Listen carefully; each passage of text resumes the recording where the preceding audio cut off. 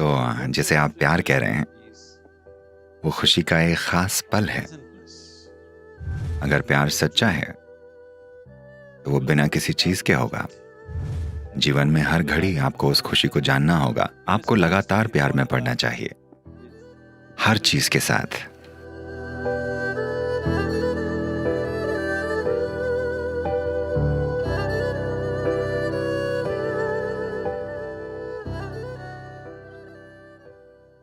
ये इस पर निर्भर करता है कि आपके हिसाब से प्यार होता क्या है। अगर आपको एक औरत से प्यार हो गया, या एक पक्षी से, एक चींटी से, एक पेड़ से, या किसी से भी, तो वो प्यार किसी चीज की वजह से नहीं होता। आप बस प्यार में होते हैं। पर अगर आपको लगातार सिर्फ औरतों से ही प्यार हो रहा है, इसका मतलब है कि आपका प्यार आपके हार्मोन्स की वजह से है। बेहतर है कि आप ये समझ लें। तो जो किसी चीज की वजह से है, आप उसे प्यार का नाम देना चाहते हैं। ठीक है, मैं ये नहीं कह रहा हूं कि इसमें प्यार बिल्कुल नहीं है, प्यार है। पर क्या सच्चा है और क्या नहीं है, इसे आप इस आधार पर तय नहीं कर सकते कि क्या कारण था, क्या हुआ, क्या नहीं हुआ। ये इस पर है कि आपने कैसा महसूस किया। चाहे शादी करके आपको यह एहसास हुआ कि ये प्यार नहीं था, या शादी नहीं हो पाई और आपको लगा कि आपका ये प्यार सच्चा था जो पूरा नहीं हो पाया। ये आप पर है कि आप इसे कैसे लेते हैं। पर असल में प्यार का मतलब है, अगर आपका शरीर बहुत खुश हो जाए तो आमतौर पर हम इसे सेहत और सुख कहते हैं।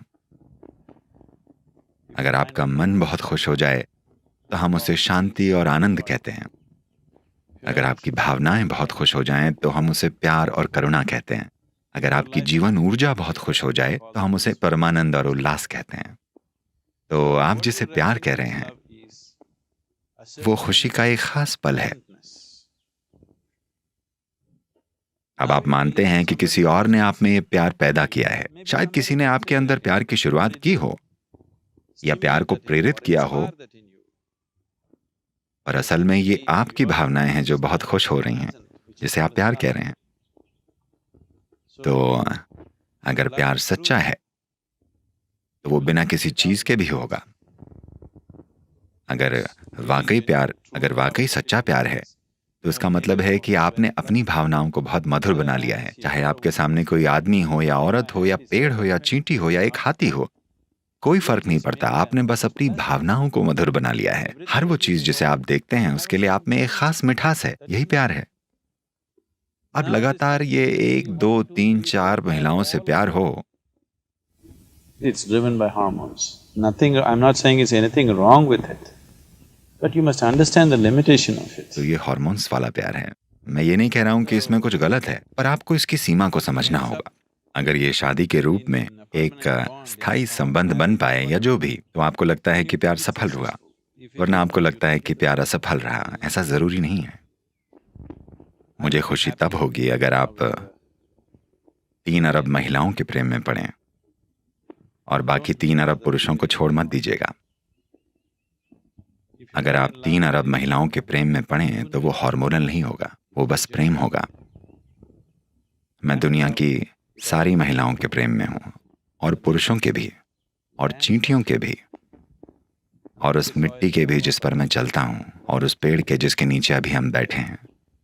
हर वो चीज जो आपको नजर आए, आप में उसके लिए भावनाओं की मिठास होनी चाहिए। वो प्रेम है। और प्यार किसी दूसरे के लिए नहीं होता। इसका मतलब है कि आप में मिठास है, सच्ची मिठास। और क्या ये सही है या गलत है, ये और वो बात ये नहीं है। प्यार में जीना बुद्धिमानी है। संसार में भरपूर कड़वाहट है। चाहे आप कितनी भी सावधानी से चलें, आपका सामना किसी न किसी चीज से होगा ही। और जब ऐसा है तो आपको अपने अंदर अपनी खुद की कड़वाहट पैदा करने की जरूरत नहीं है। अगर आपने जिंदगी में सिर्फ 3 ही बार प्यार किया है, तो मैं इसे आपका दुर्भाग्य कहूंगा, क्योंकि बाकी के समय आप खुद के भीतर उस मिठास को नहीं जान सके। जीवन में हर घड़ी आपको उस खुशी को जानना होगा। आपको लगातार प्यार में पड़ना चाहिए, हर चीज के साथ। महिलाएं भी शामिल हैं, उनमें क्या दिक्कत है? क्योंकि आप 3 अरब महिलाओं के साथ संबंध नहीं बना सकते, तो आपने एक को चुना। एक आसान है। अगर आप 5 से शादी करें तब आप पाएंगे कि वो बहुत दुखदाई है। हाँ,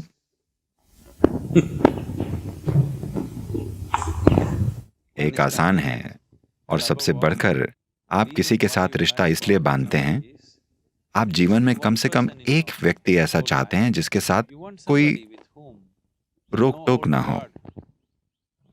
अगर आप नए इंसान से जुड़ेंगे तो हमेशा थोड़े बहुत टकराव और खेल चलते रहेंगे। नए इंसान के साथ झूठी लड़ाइयां चलती रहती हैं। एक इंसान के साथ आप आराम से जीना चाहते हैं ताकि आपको खेल न खेलने पड़े। कम से कम एक व्यक्ति के साथ आप पूरी तरह से आराम से रहना चाहते हैं। सोच यही है। आप कम से कम एक इंसान इसलिए चाहते हैं क्योंकि अभी आप उस जगह पर पहुंचे नहीं हैं जहां आप बस खुद ही जीवन के साथ आराम से रह पाएं। क्योंकि आप अपने आसपास की सभी जीवों और चारों ओर मौजूद जीवन के लाखों अभिव्यक्तियों के साथ आराम से नहीं रह पाते, तो कम से कम एक व्यक्ति के साथ आराम से रहना चाहते हैं। तभी एक रिश्ता खोजा जाता है या एक बंधन में बंधा जाता है। तो जो लोग इससे आगे देखते हैं वो लोग एक इंसान के साथ आराम से जीने को महत्व नहीं देते, क्योंकि अब वो हर चीज के साथ आराम से रह पाते हैं। वो सृष्टि में हर चीज के साथ बिल्कुल सहज हैं। अब उन्हें ऐसा रिश्ता बनाने की जरूरत नहीं है जहां सिर्फ एक ही रिश्ते में कुछ आराम हो। बाकी हर जगह आप जैसे युद्ध में हो, हमेशा खुद को बचाने की कोशिश कर रहे हो। एक ऐसी जगह जहां आप अपने कवच को नीचे रख सकेंगे, क्योंकि सिर्फ तब जब आप अपने कवच को नीचे रखेंगे तभी आपके भीतर कुछ खूबसूरत होगा।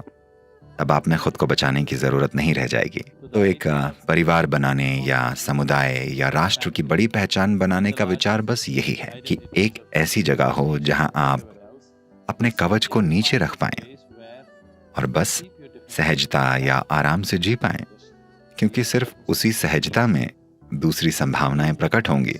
वरना आप बस एक जानवर जैसे बन जाएंगे, बस लगातार खुद को बचाने की कोशिश करते रहेंगे।